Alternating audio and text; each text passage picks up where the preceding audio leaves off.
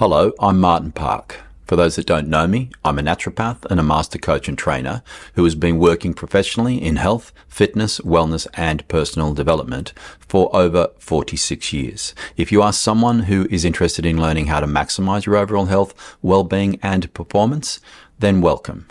Today, I'm diving into a topic that, in relation to your overall health and well-being, is more powerful than any diet, exercise regime, or super supplement. And that is the conversations you have with yourself when no one else is listening. Self-talk, that little voice in your head that's either your best friend or your worst enemy, depending on how honest you are willing to be with it. Now, before you roll your eyes and think, oh God, here comes another fluffy feel-good talk about positive affirmations, let me stop you right there. I'm not here to tell you to chant I am enough into your bathroom mirror like some kind of desperate mantra.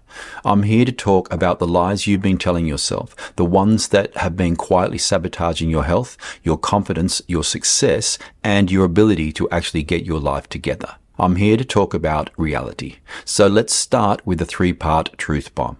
A, the most important relationship you'll ever have is the one you have with yourself. And right now, that relationship might be about as healthy as a deep-fried Mars bar dipped in butter. B, your self-talk isn't just background noise. It's the voice that narrates your day, judges your choices, and either cheers you on or tears you down. It's the scriptwriter, director, and star of the movie that is your life. And if that script is full of half-truths, excuses, and outright fabrications, then don't be surprised when the plot, your life, ends up an outright tragedy. C, your self-talk isn't random. It's not a quirky little habit like biting your nails or humming off key. It's a direct line to your subconscious, and it's shaping your decisions, your habits, and ultimately your results. Scientists believe we have anywhere between 6,000 and 60,000 thoughts a day, and a huge chunk of those are self-directed. That's a lot of airtime, and if most of it is nonsense, or worse, negative nonsense, then you're basically programming yourself for failure. The subject of self-talk is a complex one, and one that could easily fill an entire book. But for today, I will keep it simple and break it down into three major areas. 1, the lies we tell ourselves and why they're so convincing. 2, the damage they cause, and yes, it's worse than you think. And 3, how to fix your self-talk so it works for you, not against you. Let's begin with the first point, the lies we tell ourselves. Some of these might sound familiar. I'm doing my best. Are you? Or are you just doing the bare minimum and hoping for a miracle? I don't have time to exercise, but you have time to scroll through social media for an hour or two every day. I'll start taking care of myself on Monday. You said that last Monday and the one before that. I'll feel better after I eat this. Really? It never made you feel better all the other times you ate it. I have a slow metabolism. Maybe your metabolism is actually just years of bad habits. I can't do this. I'm just no good at it. Who told you that? And why are you believing them? Can you see the pattern? These aren't just excuses. They're stories you've told yourself so many times you stopped questioning them. And the worst part, they feel true in the moment as your brain is not only extremely good at making excuses sound like facts, but it's also a master at cherry-picking evidence to back them up. Skip the gym? See, I told you I am too busy. Drank the whole bottle of wine on your own? Well, I did have a tough day today, so. Let yourself get bullied or pushed around by a coworker? They're just having a bad day. I'll let it slide this time. But the reality is, these aren't evidence of truths. These are just well-crafted justifications that keep you stuck exactly where you are. Which brings us to point 2, the damage these lies cause. The biggest problem with lying to yourself is that your brain listens. Every time you say, I can't, I'm not good enough, or this is just the way I am, your brain doesn't argue with you. It just accepts it as truth and makes sure you act accordingly. So if you're telling yourself that eating well is too hard, you'll prove yourself right. If you believe that you'll never be fit, you won't be. If you think that you're just an anxious person, you'll continue to live in anxiety. If you're constantly saying, I'm a mess, I always fail, or this is just how I am, then guess what? That's the blueprint you're building your life from. This isn't some woo-woo law of attraction nonsense. It's basic psychology. Your actions follow your beliefs, and your beliefs are shaped by the words you repeat to yourself every day. I've worked with clients who swear they want to change, lose weight, get healthier, feel better, but their self-talk tells a different story. One woman told me, "I'd love to be healthy, but I'm just not disciplined."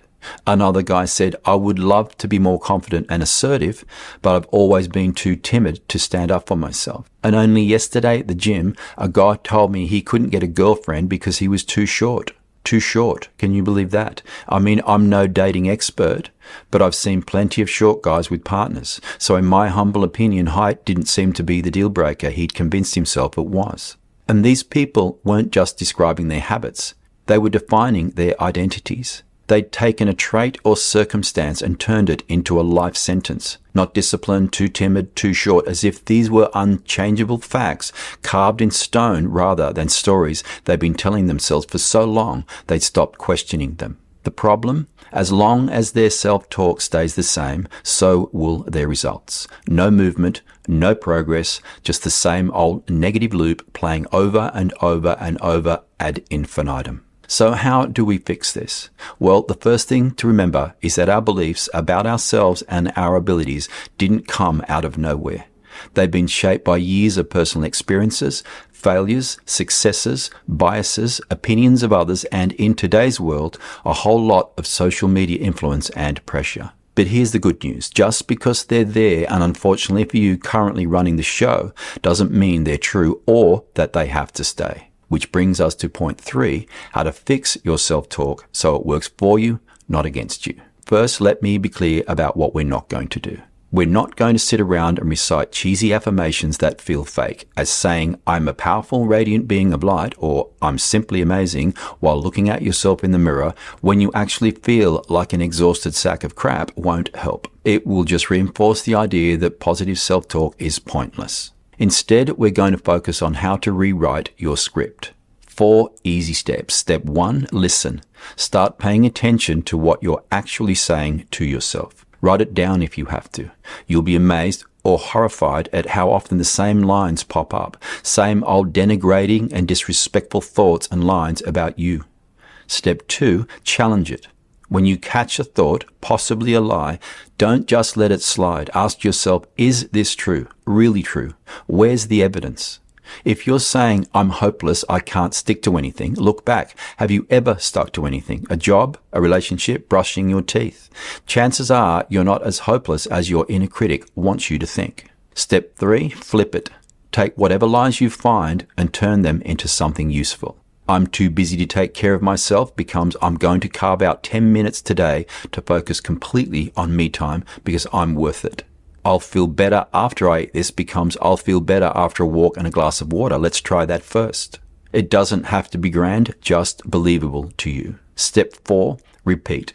Self-talk's a habit, and habits take time to shift. You're not going to silence your inner con artist overnight, but you can start drowning it out with a voice that's a bit more honest and a lot more helpful. Those 4 steps are just a drop in the bucket of what you can do to take back control of your thinking and beliefs about yourself and your abilities. Simply put, your words are shaping your reality. So stop lying to yourself. Stop telling yourself stories that keep you stuck and start speaking to yourself in a way that actually moves you forward in a positive, life-affirming way. For those that need my assistance with any of this, I will leave a link in the description. I thank you for tuning in today. I appreciate your company. I look forward to spending some time with you again. Bye for now.